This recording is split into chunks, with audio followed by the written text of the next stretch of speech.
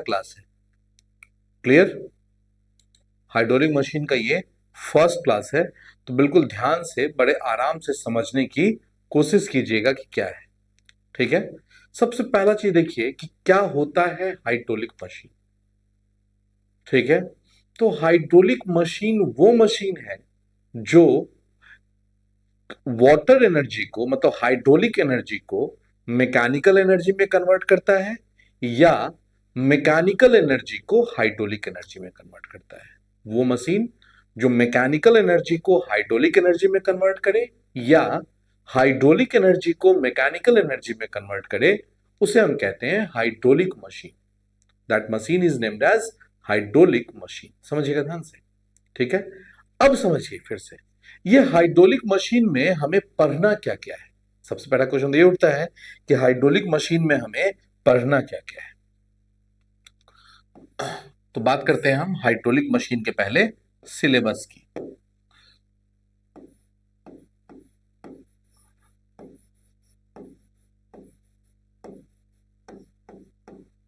Hydraulic machine, ठीक है ना। तो सबसे पहले जो पढ़ेंगे हम लोग हाइड्रोलिक मशीन में, वो पढ़ेंगे इंपैक्ट ऑफ जेट। ध्यान रखिएगा, क्या पढ़ेंगे? Impact of jet.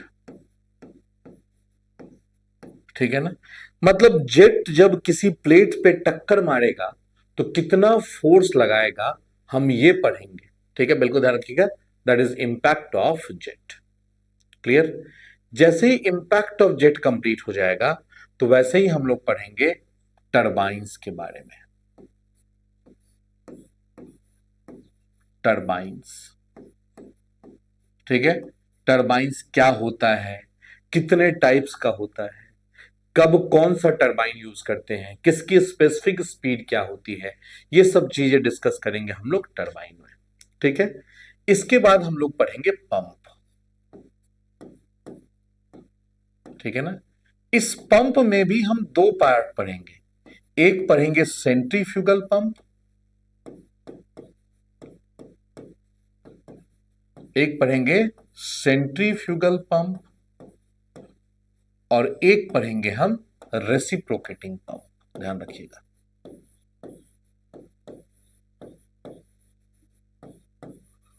एक पढ़ेंगे हम रेसिप्रोकेटिंग पंप। तो ये है आपका हाइड्रोलिक मशीन का सिलेबस। ठीक है, ये पूरे हम डिटेल में पढ़ेंगे, थ्योरी प्लस ऑब्जेक्टिव सब कुछ देखेंगे एक साथ। ठीक है ना, ये है आपका बिल्कुल सिलेबस, ध्यान रखिएगा। ठीक है ना, अब हम स्टार्ट करते हैं सबसे पहला चैप्टर इसका, इंपैक्ट ऑफ जेट। अगर कोई आपसे पूछे कि हाइड्रोलिक मशीन किसे कहते हैं, तो बता सकते हैं, क्योंकि हाइड्रोलिक मशीन,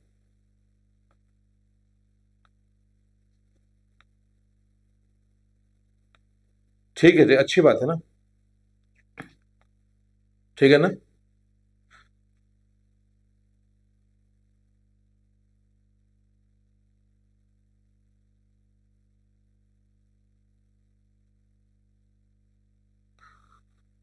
ठीक है ना।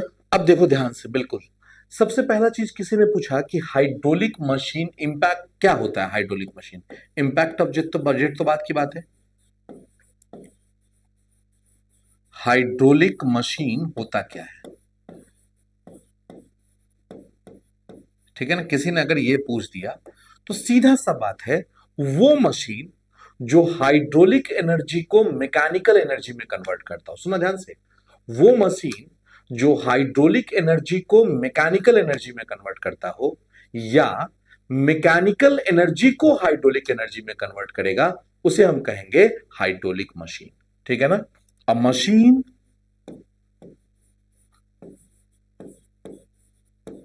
a machine which convert, a machine which convert hydraulic energy,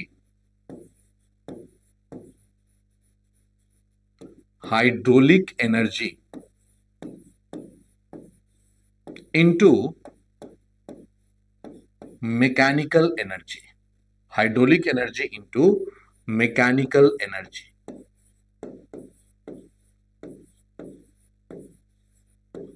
ठीक है, या और mechanical energy into hydraulic energy, mechanical energy into hydraulic energy,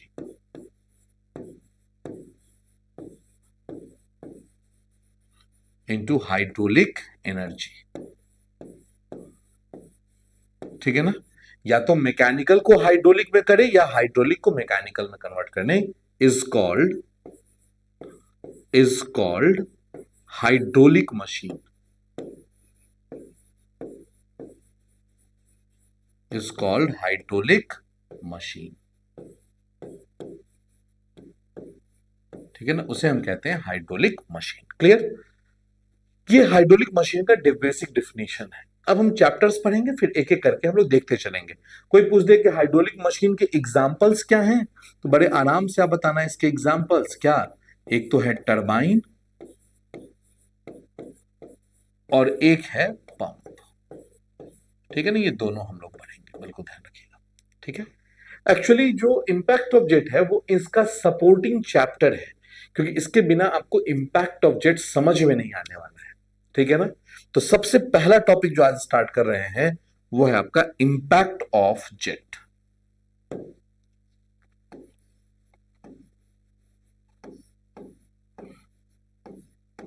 impact of jet, ठीक है ना। इंपैक्ट ऑफ जेट की बात करने जा रहे हैं, समझिएगा ध्यान से, देखिएगा क्या होता है इंपैक्ट ऑफ जेट। इंपैक्ट का मतलब होता है सडन, अचानक से। जब अचानक से सडनली कोई जेट आके किसी प्लेट पे टक्कर मारेगा तो कितना फोर्स लगाएगा, वो आएगा इंपैक्ट ऑफ जेट में। मतलब फोर्स एक्सर्टेड बाय जेट, किसी जेट के द्वारा लगाया गया बल, कहां पे, किस पे, तो ऑन प्लेट, प्लेट के ऊपर, उसे हम कहते हैं इंपैक्ट ऑफ जेट। क्या कहते हैं उसे? इंपैक्ट ऑफ जेट, ठीक है ना। मतलब हम कह सकते हैं अगर चाहें तो force exerted by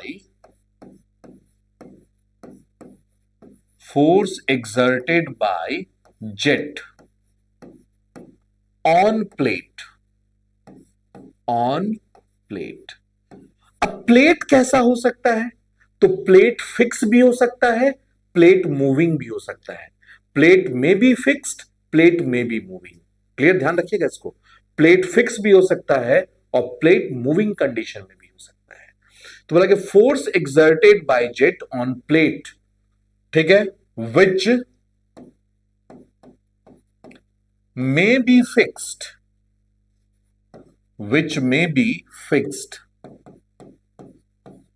or moving,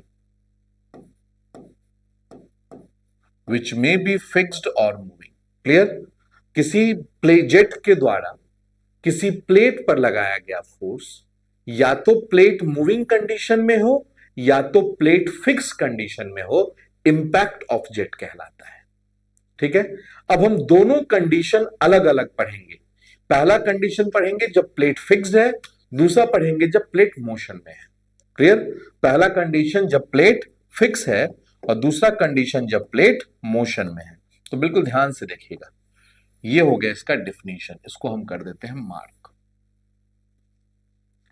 अब हम पहला कंडीशन जो पढ़ रहे हैं वो है आपका plate is fixed.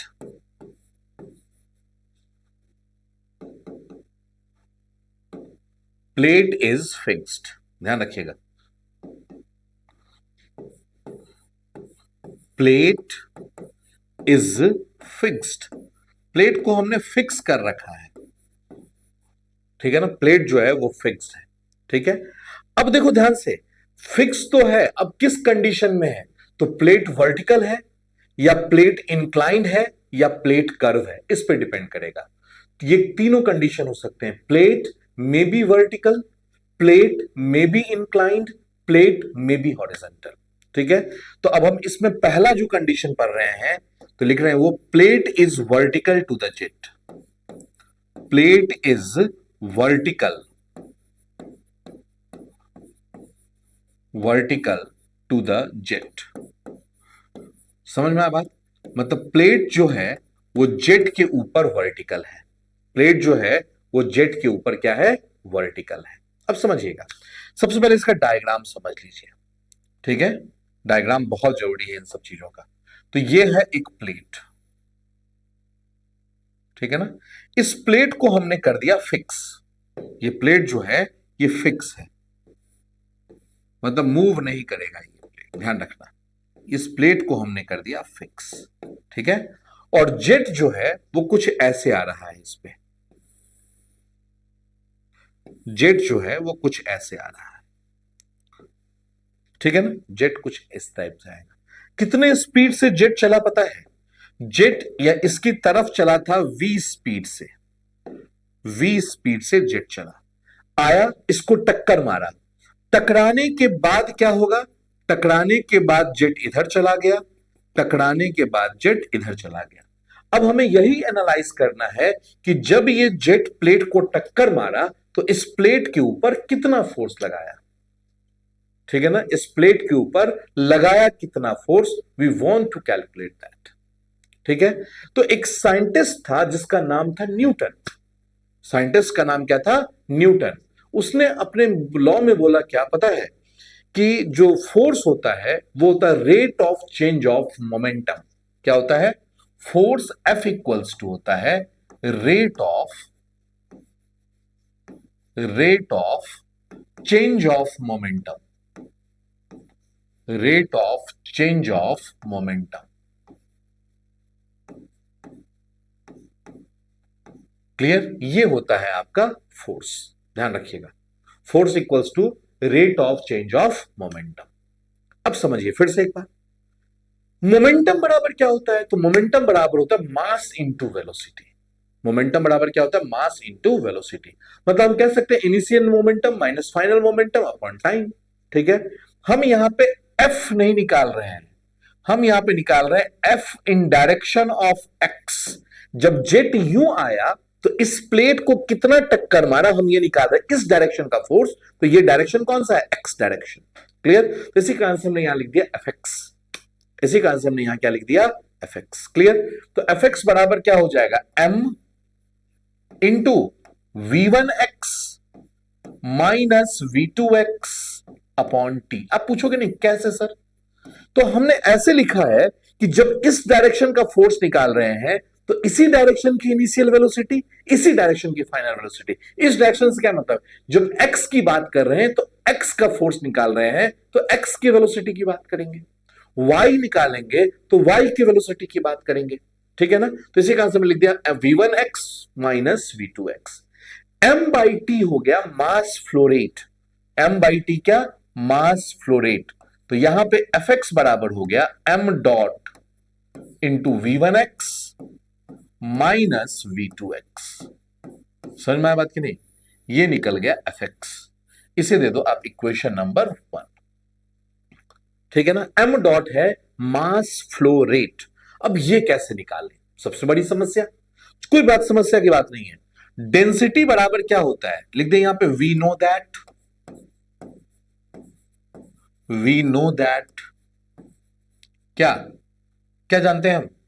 Row equals to होता है mass upon volume. Rho equals to mass upon volume. तो इसका मतलब अगर हम मास फाइंड आउट करें, अगर हम लिखे मास इक्वल्स टू, तो can we write rho into volume. Mass equals to rho into volume. तो m इक्वल्स टू हो गया रो, वॉल्यूम की जगह पे क्या हम एरिया इंटू लेंथ लिख सकते हैं? तो लिख दिया। m इक्वल्स टू हो गया रो ए एल। आपको निकालना m नहीं है, m बाई टी। आपको निकालना m नहीं, m बाई टी। तो यहां पे कर दो l by T. m by T m dot, यहां से देखो ना, m बाई टी हमने इसी को तो m डॉट लिखा है। तो यहां पे हो गया ये m dot equals to rho A into V, velocity. खत्म कहानी। ये निकल गया m डॉट। ठीक है, समझ में आ गया बात यहां तक? अब आगे की बात करते हैं। अब किसी ने पूछा कि सर ये v1x क्या होगा? ये v1x होगा क्या? तो x डायरेक्शन की इनिशियल वेलोसिटी, x डायरेक्शन की इनिशियल वेलोसिटी। तो एक्स डायरेक्शन की इनिशियल वेलोसिटी क्या है? v। इसी इधर ही तो चला था v स्पीड से, तो इसका मतलब इनिशियल वेलोसिटी जो है वो है v। v2x एक्स डायरेक्शन की फाइनल वेलोसिटी। तो जब यहां पे आया, इसको टक्कर मारा, तो अब इसको तोड़ के तो नहीं आगे बढ़ रहा है, इससे टकराने के बाद इधर मुड़ गया और इधर मुड़ गया। तो क्या ये एक्स डायरेक्शन है ना? ये तो वाई डायरेक्शन हो गया ना। तो इसका मतलब एक्स में बाद में वेलोसिटी नहीं है, गया टकराया अब वहीं गिर गया, चाहे ऊपर चढ़ गया, अलग चीज है, लेकिन इस डायरेक्शन की वेलोसिटी वैनिस्ड हो गई नहीं। तो v2x की वैल्यू हो गई 0। अब m डॉट v1x v2x इन सारे वैल्यूज को इक्वेशन 1 में पुट कर दीजिए। ठीक है, तो आप लिख सकते हैं पुटिंग क्या, m dot comma v1x and v2x कहां पे, इन इक्वेशन नंबर 1 में। तो क्या हो जाएगा, fx इक्वल्स टू हो जाएगा m डॉट, तो ये हो गया rho A V, clear, into v1x कितना v और माइनस 0। तो fx की वैल्यू आ गई कितनी, रो ए वी स्क्वायर। fx की वैल्यू आ गई रो ए वी स्क्वायर, ये निकल गया fx। सिंपल सा बात है। अब यहां पे आपको वर्क डन निकालना हो, निकाल सकते हैं क्या? अगर कोई पूछे कि वर्क डन कितना होगा तो बता सकते हैं या नहीं? बोला क्यों नहीं बता सकते हैं सर? बिल्कुल बता सकते हैं। यहां पे वर्क डन निकालने की जरूरत ही नहीं है बनना। क्यों? क्योंकि वर्क डन की वैल्यू हो जाएगी 0। वर्क डन की वैल्यू 0 इस कारण से क्योंकि इस प्लेट में कोई डिस्प्लेसमेंट नहीं आया, क्योंकि प्लेट है फिक्स। ठीक है ना, तो जब फिक्स प्लेट है तो वर्क डन यहां पे नहीं निकलेगा। Clear concept? कोई डाउट नहीं होना चाहिए इसमें, ठीक है ना। तो ये कंसेप्ट हो गया आपका क्लियर। ये हमने पहला केस डिस्कस किया, क्या, plate is vertical to the jet. Plate जो है वो वर्टिकल है जेट के ऊपर, ठीक है ना, बिल्कुल ध्यान रखिएगा। नेक्स्ट सेकंड कंडीशन की बात करते हैं। सेकंड है आपका plate is inclined to the jet, inclined to the jet. ठीक है ना, प्लेट जो है वो जेट के ऊपर इंक्लाइंडेड है। अब क्या करें? ठीक है ना, तो एक बार पहले तो डायग्राम बना लो, फिर कुछ करेंगे ना। तो एक बार हम डायग्राम ड्रॉ कर लेते हैं। ये है डायग्राम, ठीक है ना। इसको इंक्लाइंड कर दो ऐसे, इतना इंक्लाइंड काफी है, ठीक है। चलो अब देखो, ये है इसका एक्सिस प्लेट का, ये है प्लेट का एक्सिस। अच्छा, ये प्लेट जो है वो फिक्स है, तो आप फिक्स एक बार दिखा दो, ज्यादा बेटर रहेगा। नहीं तो फिर बाद में कंफ्यूज कर जाओगे कि सर प्लेट को तो आपने फिक्स किया ही नहीं। तो ये है प्लेट, ठीक है। अब देखो ध्यान से, यहां पे आपने लगा दिया था नोजल, यहां से जेट आएगा। कितने स्पीड से जेट चलेगा? तो जेट चला यहां से v स्पीड से, ये है v स्पीड, समझिएगा ध्यान से। जेट चला कितने स्पीड से? v स्पीड से। कितने एंगल पे? तो ये थीटा एंगल पे, ठीक है ना। प्लेट तो फिक्स है ना, समझना ध्यान से। ये बहुत बड़ा कंसेप्ट है, मैकेनिक्स यहां पे लगेगा, ध्यान रखना, ठीक है ना। तो प्लेट जो है वो जाएगा, सॉरी जेट जाएगा इधर, लेकिन प्लेट तो फिक्स है ना, तो टकराने के बाद ये इधर मुड़ जाएगा और टकराने के बाद ये इधर टर्न हो जाएगा। अब हो गया समस्या अपना। जैसे ही आपने लगाया ना fx equals to m dot into v1x minus v2x, तो यहां पे तो v2x आपने 0 कर दिया था। देखो ध्यान से, यहां पे तो आपने v2x की वैल्यू 0 कर दी थी, लेकिन यहां v2x 0 कैसे करोगे? ये तो टकरा के इधर चला गया, इधर आ गया, तो इसका कंपोनेंट टूट के आ जाएगा। अब हमें यही नहीं पता है कि इधर कितना गया और इधर कितना गया। समझ में आया बात? तो ये तरीका बड़ा कष्टकारी होने वाला है, तो हम दूसरा तरीका अपनाते हैं। हमने क्या कहा पता है? हमने कहा कि ये जो है, देखना ध्यान से, ये जो है ये एक एक्सिस है, ठीक है ना। ये जो है ये एक एक्सिस है और इसे मान लो दूसरा एक्सिस, मान सकते हैं ना, इसे मान लो दूसरा एक्सिस, और इस एक्सिस के अबाउट फोर्स निकाल दो और उसका कंपोनेंट तोड़ देना तो एफ एक्स निकल जाएगा। सुनो फिर से, इस एक्सिस के अबाउट आप फोर्स निकाल दो, इसी फोर्स का कंपोनेंट तोड़ लेना इधर, तो एफ एक्स निकल जाएगा। क्या दिक्कत है इसमें? बोला ठीक है कोई बात नहीं, कर लेंगे।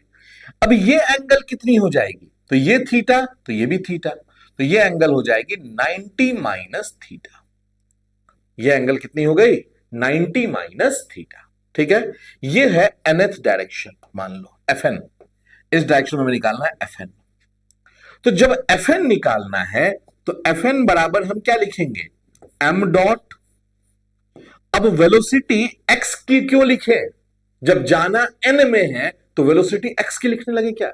नहीं, ऑब्वियस सी बात है, वेलोसिटी nth डायरेक्शन की ही लिखेंगे।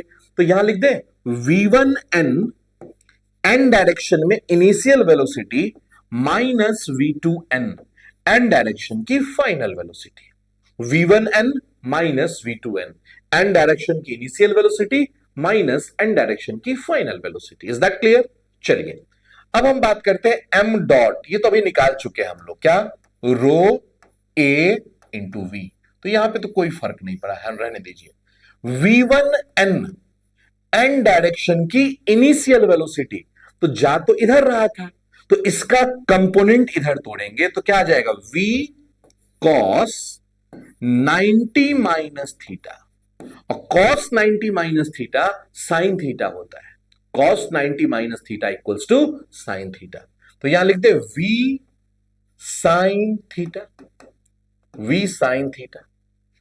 अब टकराने के बाद इस डायरेक्शन की फाइनल वेलोसिटी v2n, तो टकराने के बाद तो ये इधर चला गया ना, और ये देखो परपेंडिकुलर है एक दूसरे पे, समझना जो बता रहे हैं, ये और ये एक दूसरे पे परपेंडिकुलर है। तो क्या लगता है इसका कोई कंपोनेंट इधर टूट के आएगा क्या? क्या इसका कोई भी कंपोनेंट इधर से टूट के इधर आएगा क्या? ना, संभव नहीं है ना, 90 पे है ना, ऑब्वियस सी बात है।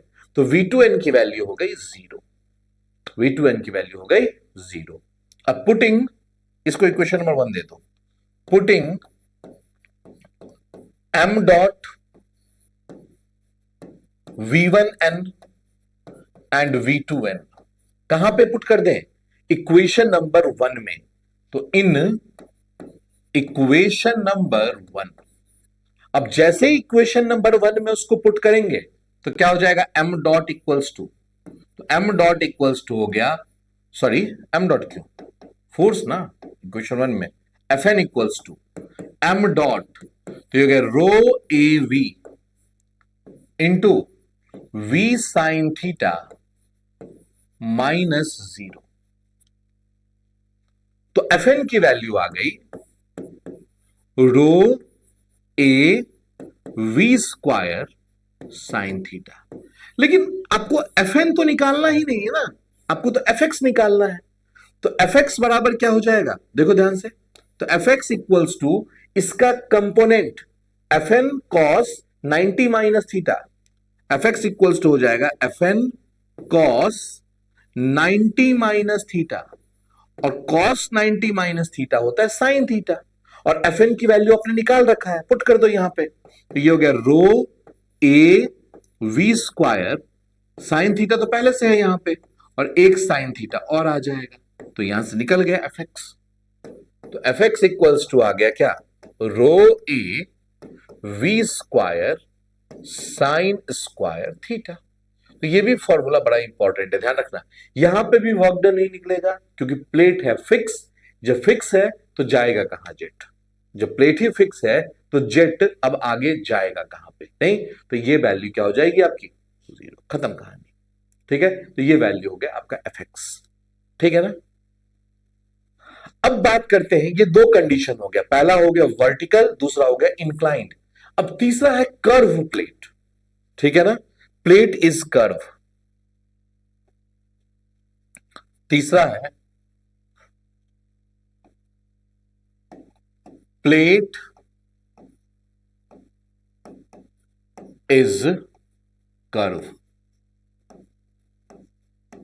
ठीक है, and jet strikes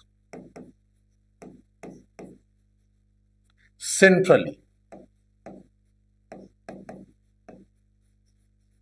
and jet strikes centrally. Plate जो है वो कर्व है और जेट सेंट्रली स्ट्राइक कर रहा है, समझना। ये है प्लेट,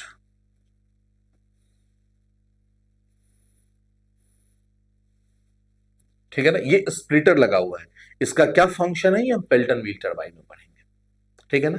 अब देखो यहां पे, लेकिन प्लेट अभी भी फिक्स है, ध्यान रखना, प्लेट में अभी भी कोई मोशन नहीं आया है, प्लेट अभी भी फिक्स है। अब इस पे जेट आया,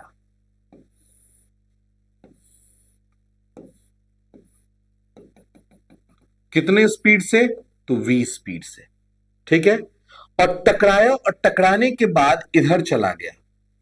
आप बोलोगे सर इधर ही क्यों, इस साइड नहीं जाएगा क्या, हमने बोला दोनों साइड जाएगा, हम एक ही साइड रेफरेंस लेके काम कर रहे हैं, आपको मन करे आप दोनों साइड लीजिए, रिजल्ट में कहीं कोई फर्क नहीं आना है।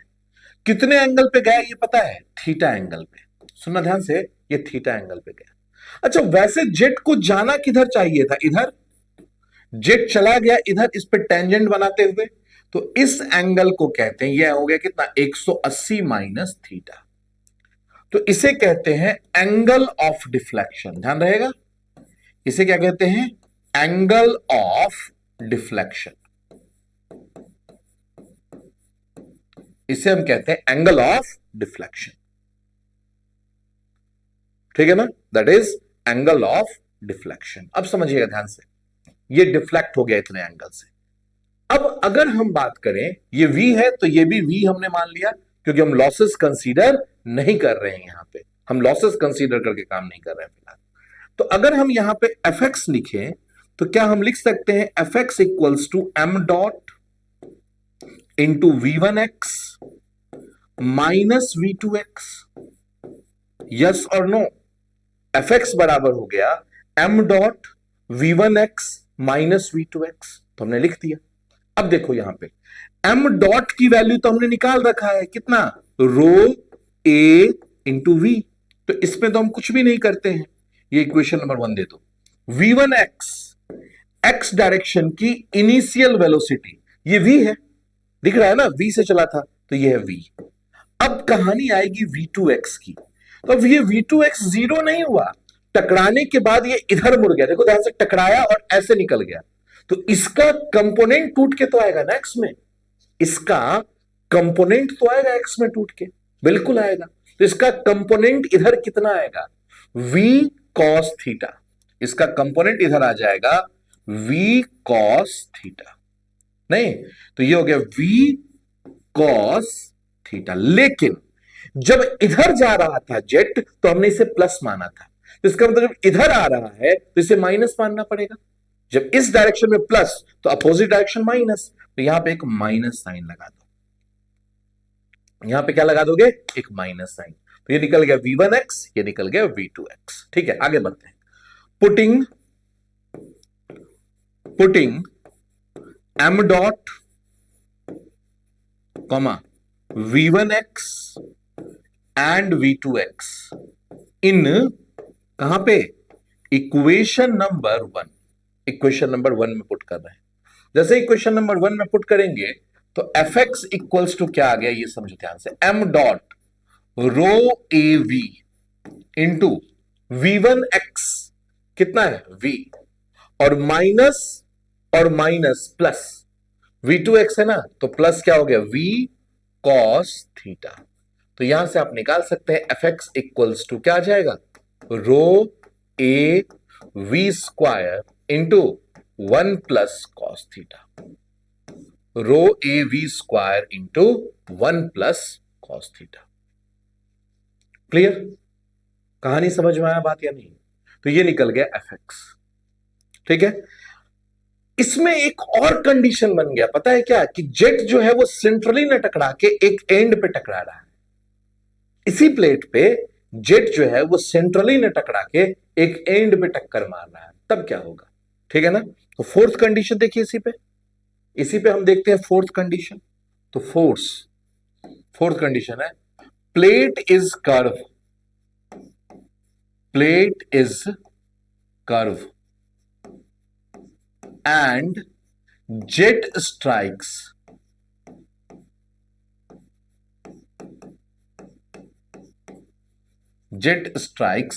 tangentially to it.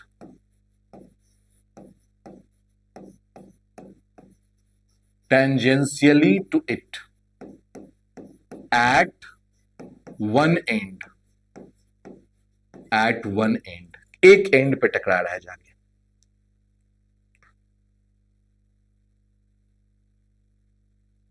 ठीक है ना? चलिए अब देखिए ध्यान से, यहां पे ये समझिएगा ध्यान से। हमने बोला क्या कि ये है प्लेट, देखो अब जेट जो है ना वो ऐसे आ रहा है, यहां पे है नोजल लगा हुआ, नहीं जेट जो है वो कुछ ऐसे आ रहा है। कितने स्पीड से? v स्पीड से। कितने एंगल पे? तो ये है थीटा एंगल पे आ रहा है। ठीक है ना? टकराने के बाद जेट इधर चला गया, कितने स्पीड से? v स्पीड से। कितने एंगल पे? तो थीटा एंगल पे। अब हमें फोर्स निकालना है। अब हमें क्या निकालना है? फोर्स निकालना है। तो क्या हम लिख सकते हैं, फिर से वही बात, एफ एक्स इक्वल्स टू लिख दो m डॉट इंटू v1x। अब तो ये आपको भी लिखने आ गया होगा नहीं, माइनस v2x। ये तो अब आप लोगों को भी लिखने आ गया होगा बड़े अच्छे से। तो m डॉट बराबर क्या हो जाएगा? रो a इंटू वी। v1x कभी गलती से v मत लिख देना। आप बोलोगे सर ये थीटा क्यों माना? क्योंकि हमने प्लेट को माना है सिमेट्रिकल। जब हम आगे पढ़ाएंगे तो हम अनसिमेट्रिकल मान के भी बताएंगे कि ये थीटा है तो वो थीटा नहीं है, वो कुछ और है, वो भी बताएंगे आपको। ठीक है, समझिएगा ध्यान से। तो ये बात कर रहे हैं v1x की, x डायरेक्शन की इनिशियल वेलोसिटी। तो ये v था, तो इसका एक कंपोनेंट इधर आएगा, कितना? v cos theta. तो ये हो गया आपका v cos थीटा। अब बात करते हैं v2x, x डायरेक्शन की दूसरी वेलोसिटी की बात कर रहे हैं। इधर गया v से, तो अब इधर कंपोनेंट आ जाएगा कितना? v cos theta. अब देखो इस डायरेक्शन में, इस डायरेक्शन को प्लस माना तो ये डायरेक्शन माइनस हो जाएगा, तो ये हो जाएगा माइनस v cos थीटा। ये हो जाएगा माइनस v cos थीटा। अब इन तीनों वैल्यू को उठा के यहां पुट कर दो। ठीक है ना? तो putting m dot v1x and v2x कहां पे? In equation number 1। ये है 1 इक्वेशन नंबर। ठीक है, ध्यान रखिएगा इसको। चलिए तो देखिए ध्यान से, fx बराबर क्या हो जाएगा? fx बराबर हो जाएगा m डॉट, मतलब ये हो गया rho A V into v1x, कितना? v cos theta minus minus plus v cos theta. ठीक है, ध्यान रखिएगा। तो ये क्या हो गया? देखो ध्यान से, ये हो गया आपका 2, नहीं तो एफ एक्स इक्वल्स टू आ जाएगा 2 rho A V square cos theta. 2 rho A V square cos theta. ये हो गया एफ एक्स। इस किसी भी कंडीशन में हमने वर्क डन नहीं निकाला है, क्योंकि हर कंडीशन में हमने प्लेट को क्या माना है? फिक्स। क्योंकि पहला कंडीशन अपना था प्लेट इज फिक्स्ड। पहला कंडीशन अपना यही चल रहा था कि प्लेट जो है वो फिक्स है। ठीक है, अब हम बात करेंगे जब प्लेट मोशन में आएगा तो क्या होगा। ठीक है ना? तो मोशन की बातें हम करेंगे नेक्स्ट क्लास में, आज नहीं। ठीक है ना? मोशन की बातें हम लोग करेंगे नेक्स्ट क्लास में। कल हम लोग impact of jet probably complete कर देंगे, ध्यान रखिएगा। ठीक है, ताकि परसों से हम टरबाइन स्टार्ट कर सके। बिल्कुल ध्यान रखिएगा, क्योंकि ये बेसिक चैप्टर है जिससे क्वेश्चंस आते हैं आपके ऑब्जेक्टिव में। करके भी दिखाएंगे आपको, हो सकता है तो कल खत्म करें तो परसों थोड़ा बहुत क्वेश्चन करें और फिर टरबाइन स्टार्ट करें। ठीक है ना? तो मिलते हैं फिर आपसे नेक्स्ट क्लास में। तब तक के लिए thank you and have a nice day.